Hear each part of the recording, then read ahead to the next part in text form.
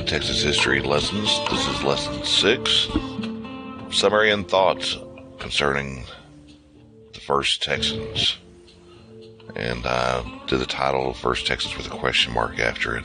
I want to thank everyone that's been listening from the beginning, along with any new people that have stumbled across this humble attempt to make sense of the past.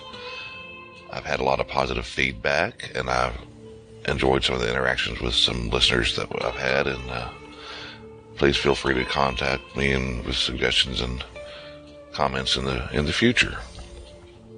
One of my goals at the outset of starting this podcast was to make history more accessible, to make it more enjoyable, or at least try to, especially for those that have nightmares of being hammered with date after date and strange term and name after strange term and name. The first episodes before this one were very difficult for me, and I feel that I might have let some of you and myself down with them. They aren't what I envisioned at the outset, but I know I've put in the work and effort to get to what I wanted to accomplish. The first two were an introduction to Texas history lessons, and while trying to do them, I knew that I had more to say, especially about the land of Texas. After all, even then I knew there was more work to do because I gave the title The Land Part 1. We're going to take a look at Galveston in the near future, and then we're going to take a look at the Rio Grande Valley a little bit after that. Two huge parts of Texas that played a significant role, especially early on. The next three lessons were even more difficult because I had a lot of catching up to do. From the time I was in Mr. Borrell's 7th grade history class to now, much information has changed.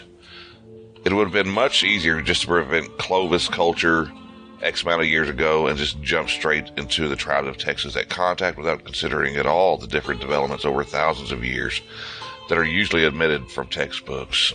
So, on the other hand, I don't really apologize because the Texas history lessons, the goal is to give as complete a look at the past as I could. I just wish I'd have gone about it a little bit differently. In addition to that, to not have paid attention to the first peoples of the Americas in Texas would have been a disservice to them.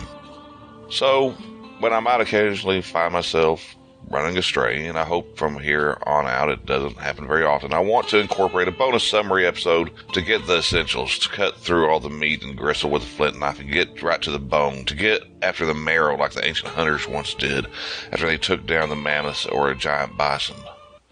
So here we go, an episode summarizing the lessons I have learned and thoughts to go with them.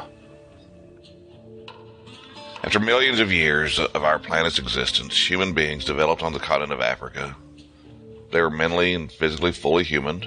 There were differences, of course, but they are where we all came from, regardless of nation or race. They were preceded into Eurasia by other hominids that became extinct. But at some point, many tens of thousands of years ago, our ancestors, the earliest Homo sapiens, began to migrate into other areas of the world. 40,000 years ago, they had essentially reached most livable regions, including Australia and Siberia. During the last ice age, when an enormous amount of the world's water was frozen in glaciers across North America and Eurasia, there were possibly 3 periods when our ancestors might have crossed into America. From as early as 30,000 years ago, it seems that the first people crossed into the Americas in multiple migrations over thousands of years, through corridors of ice that stood over 2 miles high along the Pacific coast, and possibly, even likely, they came by water along the coast and maybe over the seas. They had skills most modern people do not. They hunted huge prey with weapons they made themselves. They clothed themselves from the skins of the animals they hunted, using tools they fabricated with stone and bone. They had culture, they had fire, they had beliefs that predate any known religion, and they had an understanding of the world and a connection to it that would be hard to fathom in a world where everything is cleanly provided for you by a visit to a store or a click of a button on your computer or with your phone. Knowledge was passed from generation to generation, not by an electronic system that gave answers and passed information, true or false, at lightning speed. They arrived and filled the continents of North and South America. They arrived in a vibrant land filled with animals to feed on, in a much more forgiving climate than we have now, with milder seasons, and they can move into lands that are now arid and find hospitable places to raise their families and continue to evolve their cultures. As early as 18,000 years ago, they reached the lands encompassed by what we call Texas. They lived, they died, they passed their knowledge on, they acclimated to changing environmental conditions over thousands and thousands of years. The Ice Age ended and the world began to change. The land bridge became a sea. The world warmed. The giant creatures they depended upon became extinct. But they adapted. They used their intelligence to confront every obstacle other humans and nature threw at them. They continued to hunt, but increased their gathering and understanding of what these new habitats had to offer them. Continued to spread throughout the continents and began to diversify to each locality they inhabited. In Texas, it was no different. The first peoples of Texas adapted to the changes handed down to them and developed cultures based on where they lived and were influenced by the lands bordering them to the north, south, east, and west. Texas, being a transitional zone between cultural and environmental areas, developed many different cultures rather than one.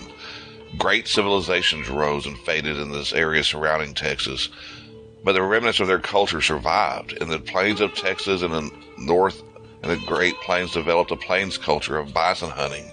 To the east, a great Mississippian civilization of amazing architectural, scientific, cultural achievement existed. To the west emerged the Pueblo and Mogollon civilizations that adapted to drier climates. And to the south, the greatest civilizations, the Maya, Toltec, Aztec, and Inca flourished. Great trade networks spanned the continents, in Texas, being in a special place between so many different regions, became a zone of transfer between peoples.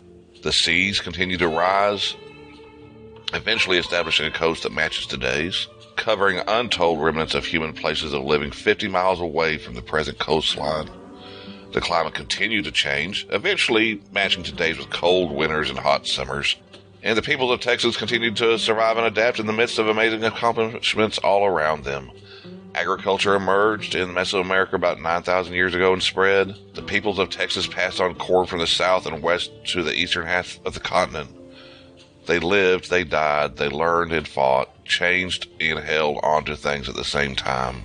By the time Columbus reached a group of islands southeast of North American continent and unleashed an invasion from Europe that unleashed servitude, bloodshed, and plague upon the first peoples, many different cultures inhabited what is now Texas.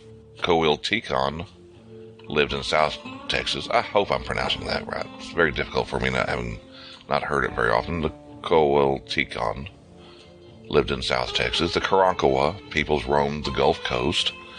The Lipan Apaches and the Tonkawas called the Plains home.